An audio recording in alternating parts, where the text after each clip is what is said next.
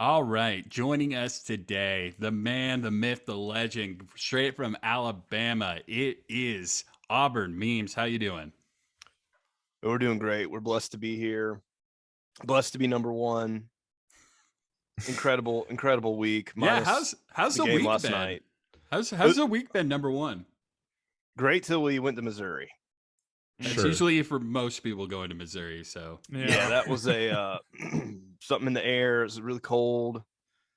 Just strange things. Because Purdue got hit with this. We're number one. Bam, lost the next game. Yeah. And not gonna lie, that might have been crossing some people's minds, but a win's a win.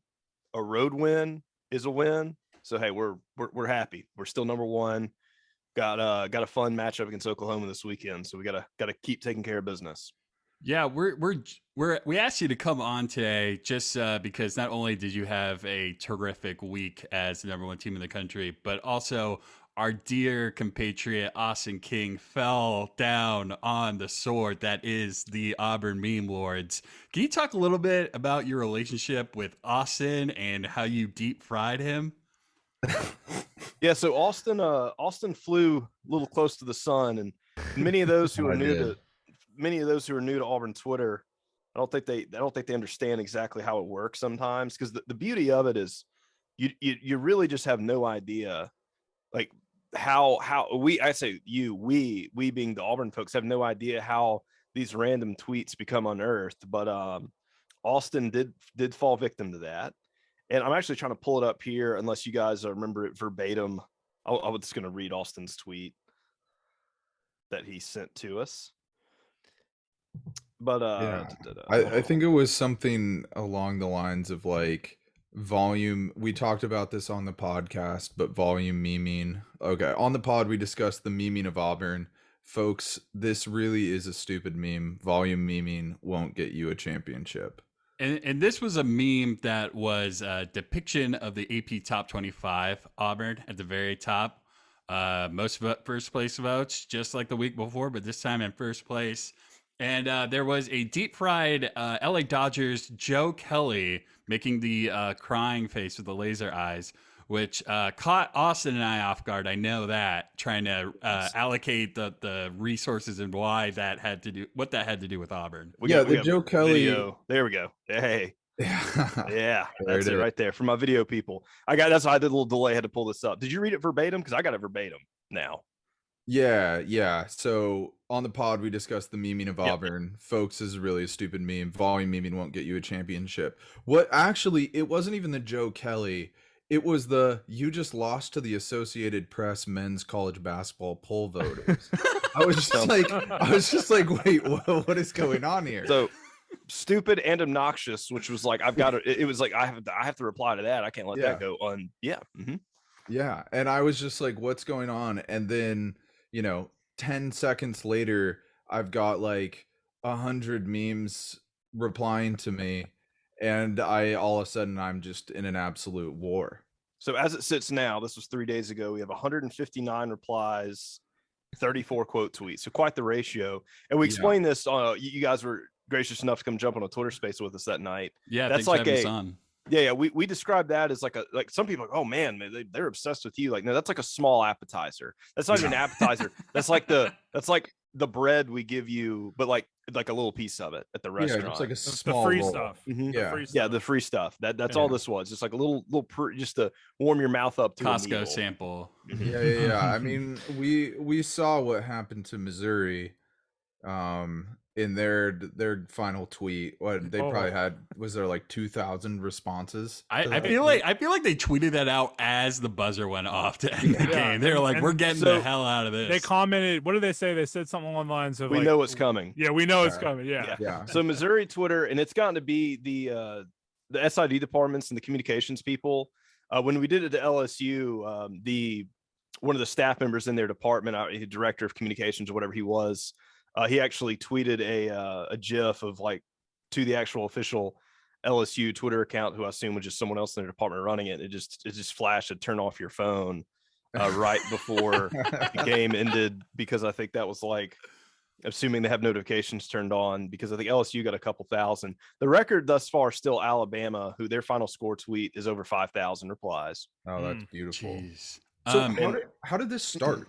Like, when did you start just like volume memeing team accounts to death?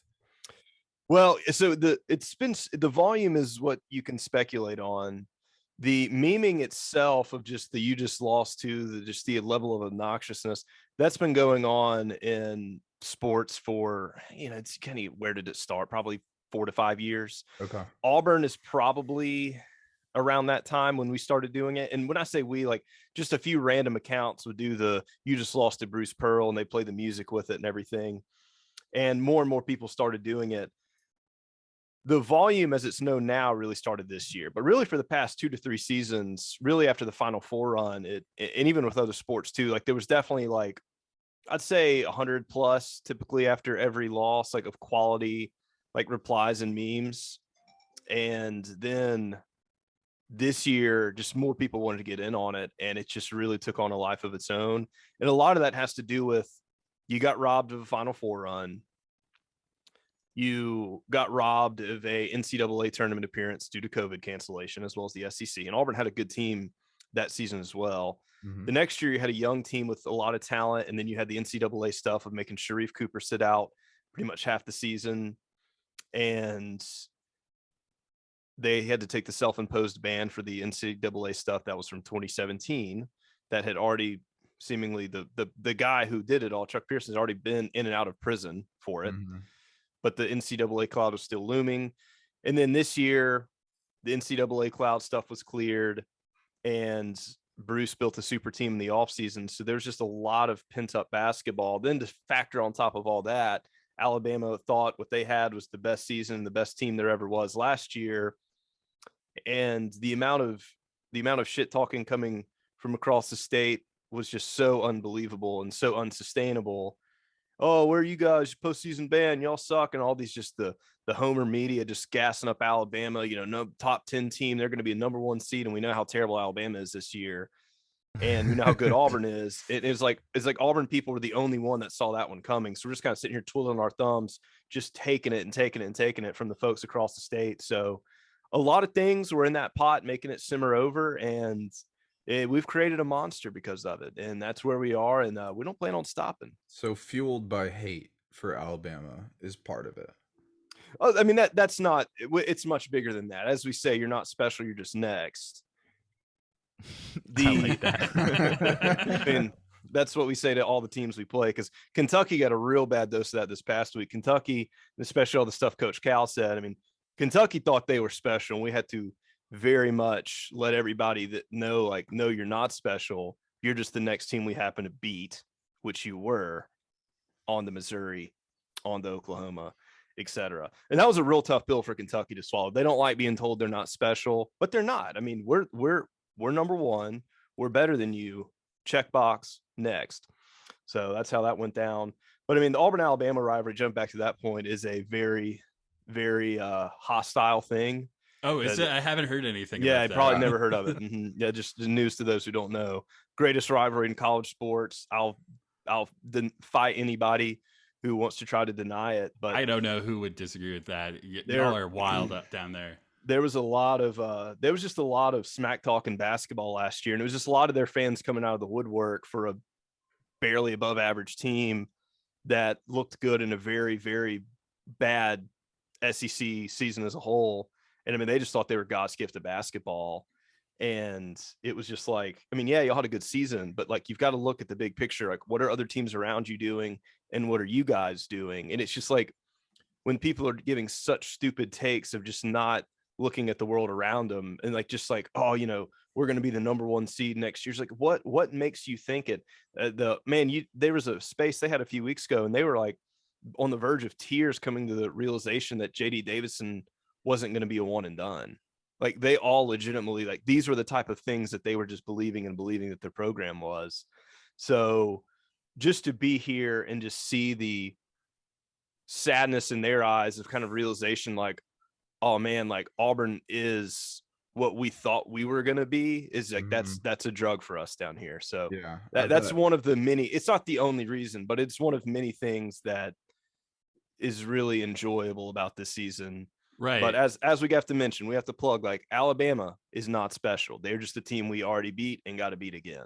So, like you were talking about Alabama writers jumping on, I noticed that this dude named Joe Goodman, who writes, he writes for al.com, he seems to be heavily into the deep fried memes all of a sudden, even though he has in his banner the Nick Saban book that he's plugging. What's the deal with that guy? It feels like he's jumping on the bandwagon a little bit. So Joe has been he's been quite an infamous character in the Twitter world. I mean, definitely a Crimson Homer, to say the least.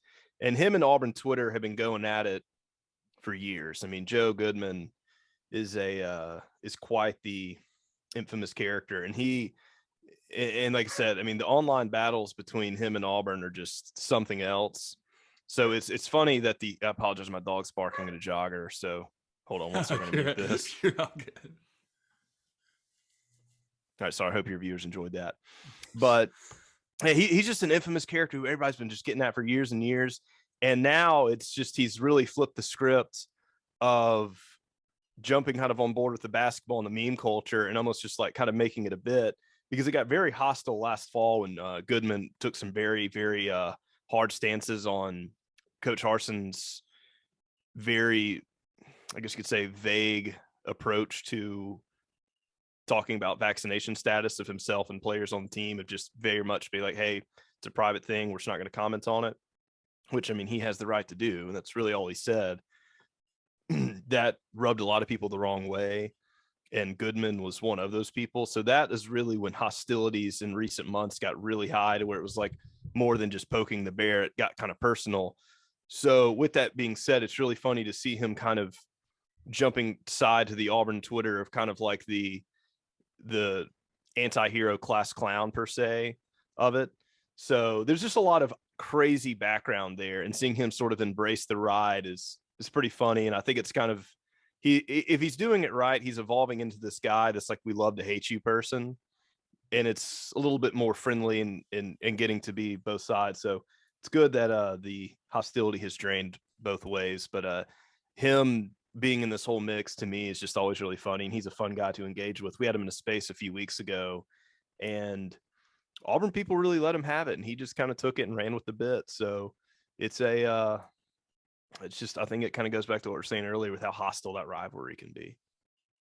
Yeah, I think it's funny because we came into this thinking, we saw what had happened to Austin, and we thought, there's going to be some tension and some hostility there. And then all of a sudden it just kind of turned into everyone was just having a good time, and we ended up, working it out on the space, I think, a little bit. But it was just hard. It's hard to hate this meme army just because of the content and the format. But I was wondering if you could maybe give us like what do you think is the best Auburn memes story? What's the pinnacle of y'all's time on Twitter? Well, as we mentioned, I mean, this thing has been going on for years, and there's been just hilarious. I mean, I started this account a decade ago when I was a student, and we were just really bored. And now I'm old, and it's evolved into this thing that it is. But the most ridiculous thing is easily got to be the whole Murray State incident. Did we explain that to you guys over the spaces? Yeah, but for those that don't know, for those who don't know, so Auburn played Murray State back in December, and Murray State is we're describing them the best basketball team in the state of Kentucky right now.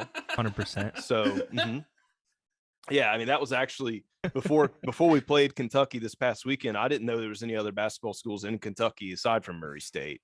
So I learned a lot about basketball this past weekend, needless to say. So yeah, we ended up playing the actual best team in Kentucky earlier this season. And that was right after. So fast forward a little while before that, the NCAA stuff had just been cleared from Auburn. So there was a lot of hype from fans from that. Bruce Pearl did have to take that 2-game suspension. So this is like right after Bruce has kind of come back from that, when they're playing some mid-major basketball in December. And just all of that finally being done, and just all the ridiculousness of that kind of probably had some inflated fan hype for that point in your season, for just like, okay, we're getting a little too like ridiculous for where we are in the season yet, but like we didn't care, just because it was like this cloud has been looming over us for years, and we're just going to celebrate over the top to have it done. So here comes Murray State, probably not really knowing all this that's going on. And Murray State, where we at? I mean, they've only got 2 losses, and one of those losses is the number 1 Auburn. So Murray State's playing some pretty good basketball right now, and I believe they are like generally consensus the top ranked mid-major right now. If that's someone wants to double check me on that. If they're not top, they're really high up there. So they're playing really good ball. It depends on how you view Gonzaga. Are they a mid-major still or not? Okay, I'll give you that one. Yeah. I mean, all right. I don't know if they're ahead of like BYU, but I know most peer basketball redders are not considered Gonzaga mid-major, so I think you're on track with the Murray State. Yeah, I would. Yeah, I mean, obviously, I don't think. I mean, all homerness aside, I think yes, as much as Auburn loves Murray State, we'd probably have to say Gonzaga would probably beat them. As much as I hate to say that, but we have to be. We just have to be semi-impartial. And that's not, obviously Gonzaga's very, very good basketball team this year. So that is no means a diss to our brothers at Murray State. We still love you guys, and I want y'all to. We have a huge Murray State contingent listening to this podcast, so good. They will. Hey, It's the Racers, Auburn Tigers, and Gonzaga fans. Shoes up. Shoes up. Yeah. Shoes up. Shoes up. So Auburn beats Murray State. I think they ended up beating about 9 or so points. They play, it's a good physical game. It was a good game of basketball. And as we do, the final score was posted, and just good old fashioned meme blast. No, you're not just next. Murray State became special after the fact, but back then they weren't special. They were just next. So they got their meme blast, and then I don't know, an hour or so afterward, all of a sudden the final score is gone. And there are cardinal sins out there. This was one of them. You don't delete the final score. Well, they deleted the final score. So fast forward, and that's Saturday. Oh man! So I mean, it didn't matter what the tweet was. It could have been, happy birthday to scholarship athlete, softball player, whatever. Post the final score. I mean, this went on for about 3+ weeks after that game. We're talking hundreds, if not thousands, of various replies to anything, any social media account. It could have been Murray State Equestrian, and it was like post the final score. People had edited in the final score, and like if you posted it, it would look like this. You just lost to Bruce. It was just her. So Murray State was just having to continually just block all these Auburn people. So then they were starting to burn. Already Auburn burner accounts were making new burner accounts just to hit up Murray State. So they kept just harassing them 3 weeks on, to the point where we're almost like, some of us are like, guys, we might have to just kind of like really pull the brakes on this one, even though like I wasn't doing it. Like it was almost like this kind of, it might be getting to be a bad look now. We're almost a month into this thing. Like they're not going to repost the score. Like I think everybody on that staff gets it. We beat Murray State and they screwed up. As it still goes on, our hero, the legend, Tevin Brown, who is one of their best players of the team, from Fairhope, Alabama. So he's an Alabama guy. Was actually recruited by Bruce Pearl in high school. Randomly, one Wednesday night, it was not after Auburn beat Alabama. So there's a lot of social media, buzz there. Just tweets the final score with a picture of it. It explodes.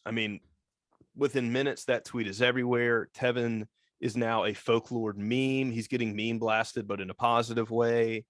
And he's getting DMs. All these things are just happening. People are loving it. Auburn has now called off the troops. We've withdrawn from war. In an act of solidarity for what Tevin did, Auburn has now teamed up with Murray State and said, we are going to meme blast the teams you guys beat. So I can't remember who they end up playing next. It might have been like Tennessee State or something like that. Poor little like Twitter account just gets bombarded by like hundreds of these Auburn people. So you got to know their staff scratching their head like, what just ended up happening? There's a space that was created. We ended up talking to their folks on their SID staff, and they were like, one of the grad assistants named Clay was jumping on there. It's like, hey, so some of our guys that did this are kind of like, older school. They don't maybe necessarily understand the kind of new age ridiculousnesses of the internet. And they just saw these Auburn stuff coming in and had no idea what to do. So they just like deleted the tweet. And then with all the other replies, he didn't know what to do but block people. But then that just kept making it coming. So he's like, we've kind of talked him down and kind of explained that, guys, it's a joke. It's all funny. and I think we're gonna like try to redo the tweet, and we're gonna deep fry it this time because of all the good response Tevin's gotten. So sure enough, a day or two later, they do that, and it just explodes there. Auburn's now meme blasting their teams. They're making memes together. The Barstool accounts are sending stuff to each other, and they play Belmont, who obviously is a big rival for them. And Belmont people now are starting to talk shit to Auburn, not just Murray State, but to Auburn. So there's the infamous video of the guy shotgunning the Twisted Tea on the balcony, I guess in Nashville, and he says some explicit words, but he says it to Auburn and then Murray State. We're not playing Belmont at this particular day. So needless to say, that got the hype train even further up, and Murray State took care of business, beat the crap out of Belmont, and Belmont just got double meme blasted because at this point, Murray State people are already in on it. Word's gotten out for them. They tweeted the final score. Now it's just like hilarious bit. Murray State is now meme blasting the teams that Auburn is beating now. So it's kind of become this snowball effect on both sides, and has now kind of become known like we're kind of ride or die together. And now the thing I'm speaking existence, I'm gonna say it here because I'm saying it everywhere. The matchup that Auburn's trying to make happen is Murray State versus Alabama, first round of the tournament. Now Alabama's playing such bad basketball, they may not even make the tournament. So like my dream of that may not even happen, but I can assure you if Alabama squeaks in there, What about and they the play first four, maybe as 11 seeds? Yeah.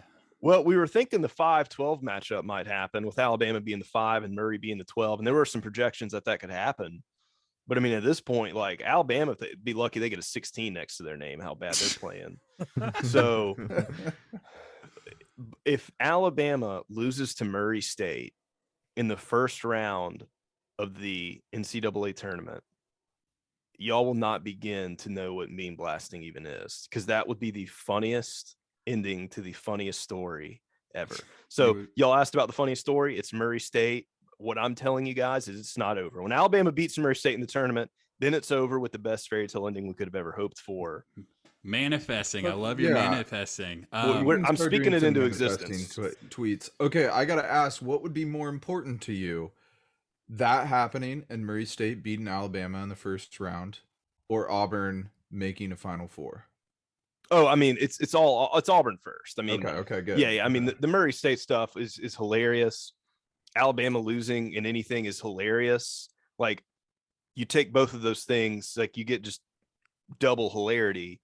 But we can't let that stay away from business. I mean, it's not a Final Four, it's a championship. We got robbed the one Final Four already. We're not letting that happen this time. So we're riding all out. Bruce Pearl in 2019, speaking of Final Four, I mean, he broke Kentucky, he broke Coach Cal. Ever since they did that sign of Okiki, are you riding on that fraternity house? Like, things have never been the same for that program. And I hope if y'all haven't, for any listeners of this podcast who haven't, just please go listen to his, I think it was the Cal, whatever podcast or thing he did, where he talked about the Auburn guys dropping the shorts. Yeah. The Cal show or something. The little practice conference. Yeah. Incredible. Inject that. Can you talk a little bit about what this number one ranking means for you and your school? Yeah, so I was a student. There was a guy up there, I think he's maybe 2-12, potentially 2-13, is Tony Barbie, I believe was his name. Y'all may know him as one of the worst college basketball coaches currently coaching right now. Can confirm he sucked just as much at Auburn. And yeah, I mean, he left a pretty bad taste in a lot of people's mouths and talked a lot of smack on his way out. There's no love lost between either party for each other. So that was, somebody's dog heard me talk about Tony Barbie and was like, hell yeah, that's absolutely awful. But yeah, so when I was there, basketball was just an absolute shambles. And I mean, legitimately one of the worst Power 5 conference programs consistently in that time. And Auburn had good facilities, they had good recruiting grounds, but there just wasn't a lot clicking there, and there just wasn't a lot of hope for that program being anything more than just Auburn had a basketball team. Charles Barkley played there once upon a time. And obviously, when Bruce Pearl came in, he was just very much an injector of hope, and I think a lot of people wanted to believe it. And it was like, okay, well, it'll be nice to go from like maybe go from like super bad to like, okay, we can just be semi-competitive, like at least be maybe fun to go to games. I don't think anybody in their wildest dreams thought this might happen. And it was just a wild dream to like, hey, we're going to hopefully take Bruce Pearl's thing when he first got, it's like, we're going to take this team to the tournament one day. It was like, man, just to look at Auburn on a March Madness bracket would be just nuts.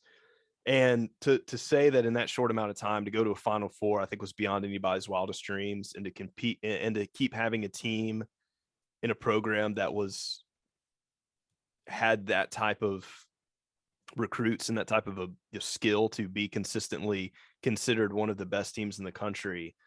And obviously Auburn had never been number one prior to this. And just, the history behind Auburn basketball, I mean, hadn't really been the greatest compared to a lot of other programs. So just for him to keep hitting these milestones as quickly as he did, I mean, that means I say it means a lot. I mean, it means everything to the fan base, because you had a guy come in here and when no one else believed, he did, and he built that from the ground up. And I think you talk about the fans the way they are, just the leadership of Bruce Pearl to start at Auburn, because when he came in, they still had that he still had the Tennessee stuff looming over him. So he had 6 months before he could do anything with the team.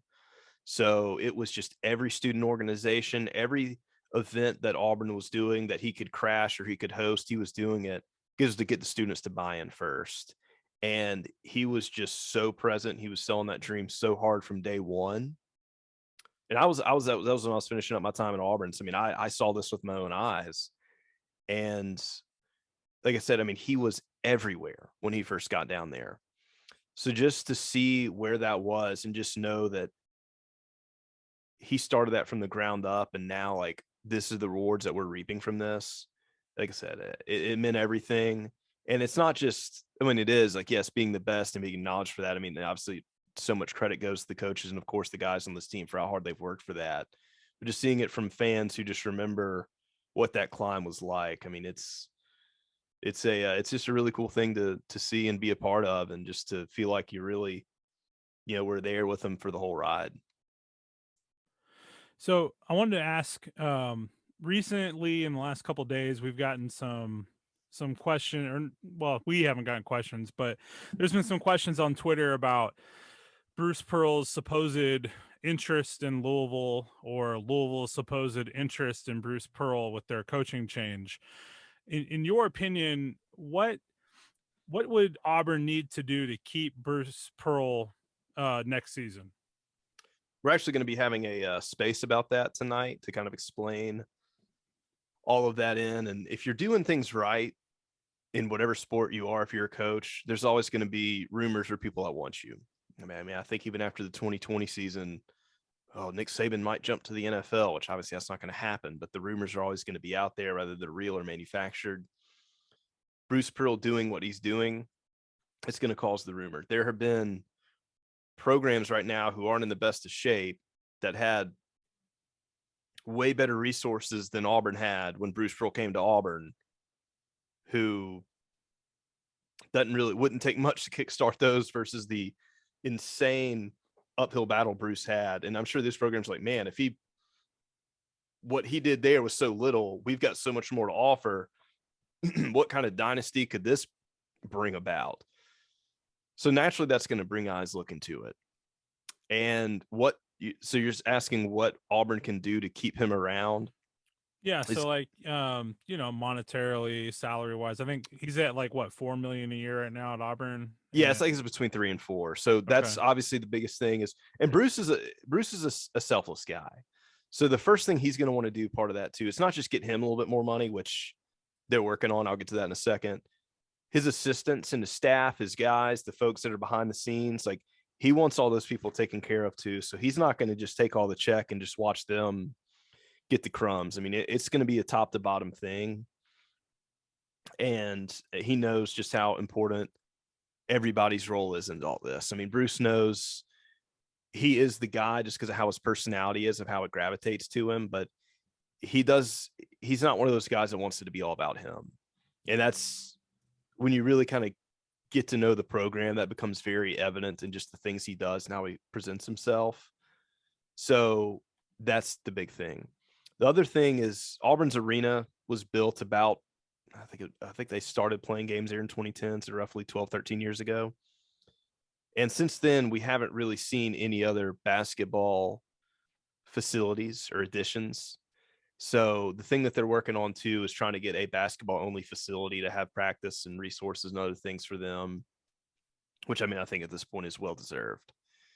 So you get those things going, and obviously that'll coincide into whatever the contract looks like. But I will say there is a letter going around from the proposed check marks, discussion points, I can't think of the word right now, minutes, etc., for the Board of Trustees meeting that Auburn's going to be having next week. And those things are on the list. The facilities upgrades and the basketball only, and then the stuff for the money. So I think it's going to work itself out. I think it's going to work itself out pretty fast. Yeah. I think somebody was saying something along the lines of like Auburn has to have this done in the next couple of weeks to like kind of silence the speculation or what. I don't know if that's necessarily true that it has to happen by a deadline or anything like that, but I do think that kind of similar to what Arkansas had going with Musselman last year, and how they had to kind of pony up and kick in some money for some things like that. If that happens in the next few weeks, we'll probably get a pretty clear idea. Is Pearl interested in staying long term? There's no reason. I mean, there's no reason not to for Auburn to do it. I mean, why would you drag your feet on this? I mean, if this is the first time in 100+ years of playing basketball that you are number one, like, why would you drag your feet in saying, hey, we want you to retire here, and here's the terms that we're going to present you to make you feel happy to do that? And I think it's important for them to kind of have that in perspective and understand that there are other historic and rabid basketball schools out there that would do a whole heck of a lot to have a coach like Bruce Pearl at their program. And Auburn needs to understand we really caught lightning in a bottle given the situation. Because at the time, had all the stuff not happened to Bruce Pearl the way it did back then, he was way too good of a coach to come to Auburn back then. It just happened to be that the situation was right and the stars aligned perfectly for that to go down the way it did.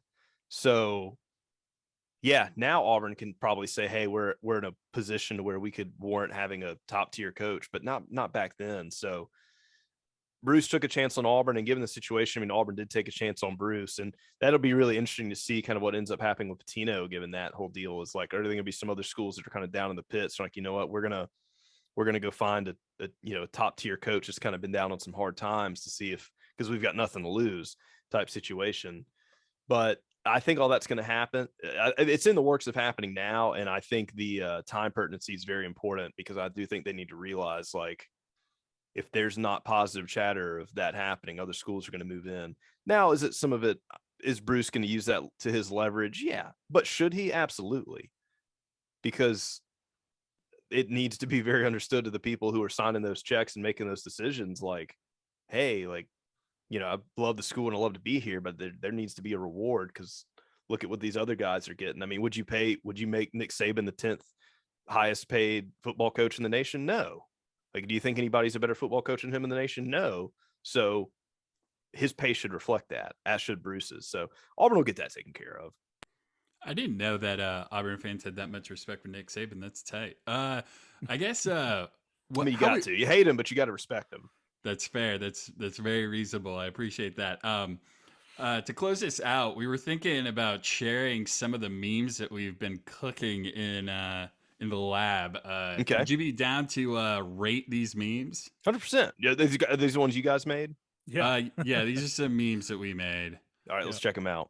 Whose screen am I looking at? So Austin. I'm gonna share them in the chat, actually. Okay. So the first one we have, this was during the Missouri game. This was Austin's idea. It was around the time that Quanjo Martin, before he gave the game away for sure and cemented the fact that he's one of the worst coaches in college basketball. Before that, Austin thought of him as Peter Baelish from Game of Thrones, saying that to Bruce Pearl, chaos is a ladder. And here it is, if you want to look at that. So I've seen this one already. And Okay. I'm going to say, from a pure editing standpoint, excellent. The lighting was done very well. I mean, looking at this, especially on a phone, you could have been like, oh, this is actually from the show. You've never seen Game of Thrones. But yeah, I thought this was very good. The quote kind of going along with what's going on, the knife at the throat, and the kind of the smirk that Bruce is doing, the face overlaps was very good. So if we want to do these out of 10, I'd probably give this, just from the pure, obviously the words and everything, but we'll give this an 8 out of 10. That I actually enjoyed that one. To be clear, I did not do any of the editing. This was all tucked in edits. Tucker Clary doing this work. Tuck is a Photoshop wizard. No, it was hey, very good. The photoshopping was my I thought that the Photoshop, the lighting, excellent. Thank you so much. Next up is a deep fried goodie from Josh Linke himself, big Pauly Shore fan. Right. So we got Bruce Pearl as Pauly Shore, and what's the name of the film, Josh? In the Army Now. Classic 90s film. Yeah, so I one of the things I suck with doing that I kind of respect that other people can do is a movie overlay. Now, I haven't seen the movie, so that does kind of hurt my objective opinion of how this would be. But I do like the very good deep fry, the ridiculousness of it with any type of like weapons you can put in them are always good. The tanks and the explosion, the helicopters, just the as y'all have learned in the last 3 days, like the more obnoxious the meme is and kind of like the less it makes sense is very good. The Kentucky Derby Bruce hat is always a great picture, so very excellent use on that one. I will give that one a 6.5 out of 10. Powerful. I'll take it. Yeah, I will take that. There you go. We have one more deep fried one for you. This was as the rumors started circulating that Louisville was going to try and woo Bruce Pearl. I'm sure you saw it. I think we tagged you in it. Yeah. But Bruce Pearl's Kevin Hart getting picked up and protected by the Auburn Tiger. Yeah, so this is good because it's very topical. Topical memes are always good. It is very relatable, just because people can really interject themselves right there as the laser-eyed Aubie. So great use of laser eyes. As y'all know, Auburn people are like awkwardly obsessed with laser eyes, so we're always going to love some laser eyes. Good use of like Bruce looking a little scared, being behind him. Photoshop here is good. It captures the mood of what's going on very well. I will also give this meme an 8 out of 10. Powerful. Awesome. Wow. So excited for this one. I just want to say I respect the rigor that you're going through. You have like a very clear rubric of like what these memes need to have. yeah, This is like high quality grading. Memes. You get a lot ball of is life. feedback. Memes is life, man. I Yeah. appreciate it. Is this a meme? Is this a meme from the haters I'm noticing? Yes, from one particular hater, Austin King. Okay. Is he gonna get deep fried again? That's the question. Yeah. So as one who respects some good old shit talk, I've got to respect the meme. So I'm just going to try to redo this in something I would have made and maybe done like Nate Oates being Bruce Pearl, then Auburn being Alabama, and Louisville or Maryland, whatever, trying to like, okay, if I'd made this for like someone I want to dislike, I would have done that. So, because if I would have said, if me seeing this meme, I'd be like 0 out of 10, because like obviously it's a bash, but trying to say that there. Simplicity is good. Sometimes sweet and simple really gets the job done. X-Men memes with the Wolverine being sad, it's always a goodie to go with. The feel of just the kind of the quick gut punch of it, it gets the point across pretty good. It's not as ridiculous, as obnoxious as exploding tanks and laser eyes, So due to that, we're going to give this one a but the banter of it, the kind of the gut jab, it bumps it up a few points. I'm definitely going to give this a 5.5 out of 10. I'll Great. take it. Thank you. Yeah, ultimately, I'm just curious if Bruce leaves, God forbid, are y'all going to deep fry Bruce? No, I mean, unless it was just I couldn't even think of how bad of a situation. I mean, I'm trying to think of like one of the worst coaching departures in the world, and like Rich Rodriguez kind of things coming to mind. He's done so much for the program. I mean, if there was a reason he left, it's probably because Auburn ended up dropping the ball somehow. And I say Auburn, like the administration and the movers and shakers behind the scenes, who don't really have the best rapport with the people right now. So because of that, like, I think people would point blame at them more so than anybody.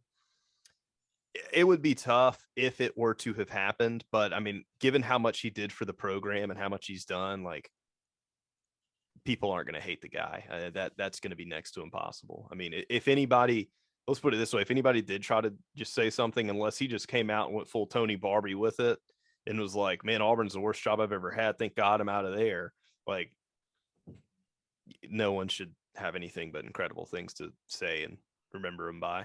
Yeah, it sounds like I've been in a few Auburn spaces since getting baptized by yours, and it seems like a lot of Auburn fans are more so worried about the AD screwing this up and maybe deep frying the AD more so than Bruce. Yeah, no, I mean, the board of trustees and the people of Auburn have very rocky relationship for quite some time. I won't waste your, I won't disinterest your listeners getting into that.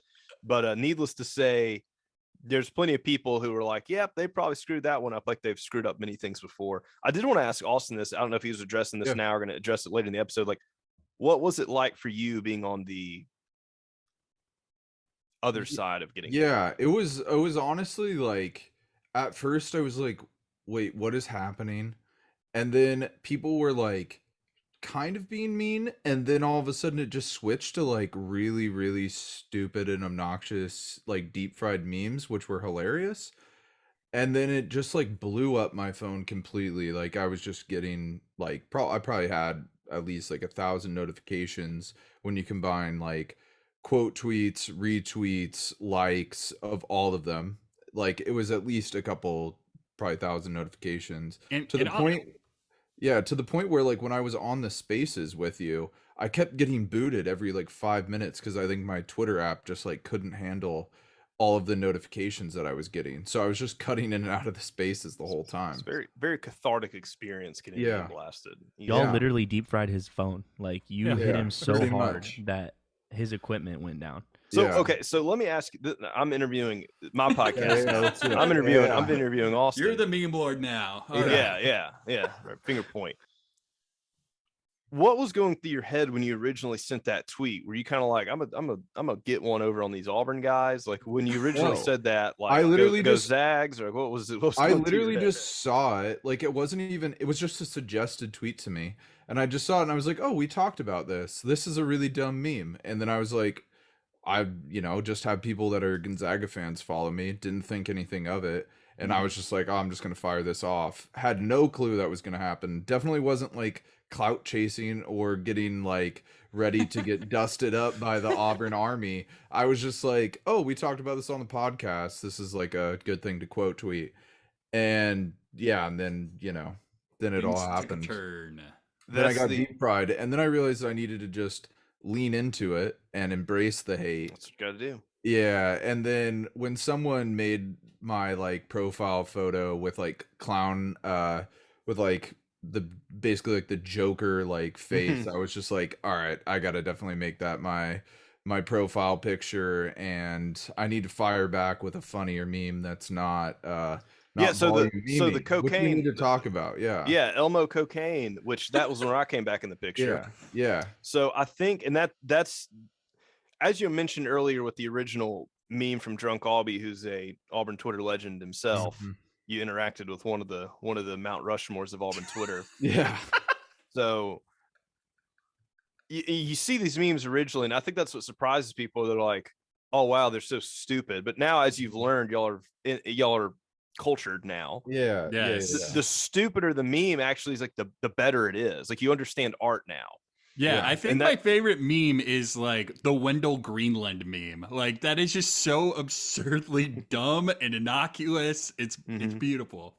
Now, have y'all? If y'all haven't seen this video, you need to go see it. Have you guys seen the video that Pablo Escobar dropped?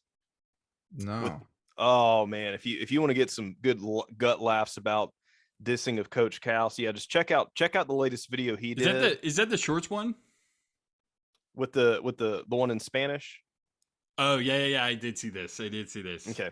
So yeah, if y'all haven't seen it, he just, it's the guy that does the cackle laugh, like the I can't even do it without, I just got over COVID last week, so I can't even do those.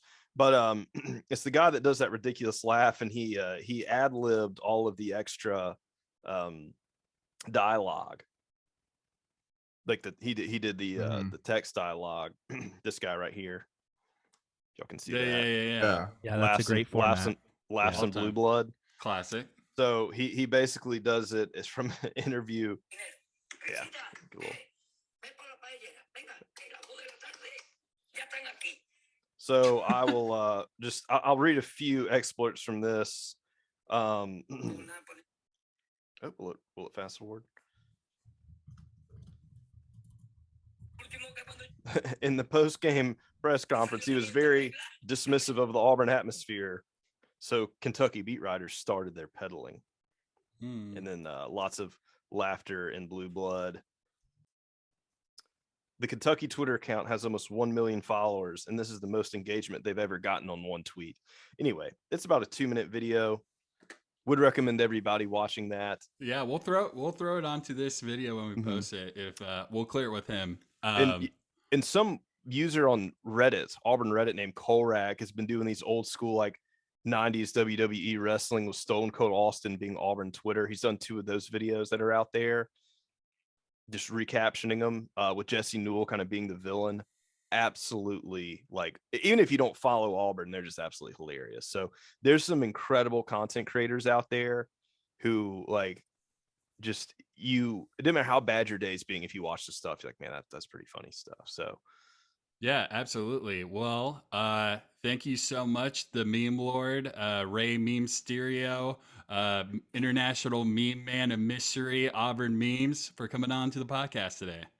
hey guys, yeah, thank y'all for having me. We look forward to a great season. I love that we're friends now. Now I'm just saying, when we match up in March, I guess really probably April being the way it's going to pan out, we may not be as friendly then. So No, we won't be. It'll just be afterwards. We'll reconvene. If we just About channel the all of friends that we energy, made along the way. Yeah. exactly. We can just channel all that energy into the memes. We can go back and forth and have a good time, you know. We got a smaller student population, so I'm a little concerned about that. We'll just get buried. It's fine. But I will say, if we, being Auburn and Gonzaga, do match up in March, or I guess potentially early April, I think that's probably an ideal situation for both parties here. So I guess we can, hope that does end up happening. If we, either of us, get bounced early, then we have something to cry about. I'll cry legitimately, like tears. So it'll suck, but let's hope for the best both teams both schools have incredible teams that have all the ability to make an incredible run this year. And I mean, looking at, and I'm going to say this, I think you guys can agree with me, looking at what's going on in the top 10 right now, there might be quite a big gap from the top versus the rest of them, because I think Arizona is not as good as they once thought. And there's a few other teams in there that are like, all right, we're just waiting for you guys to get exposed. So yeah, definitely. Well, thanks again, Auburn Memes, for coming on to the pod, and see you down the road. Thanks, man. anytime. Thanks. We look forward to it.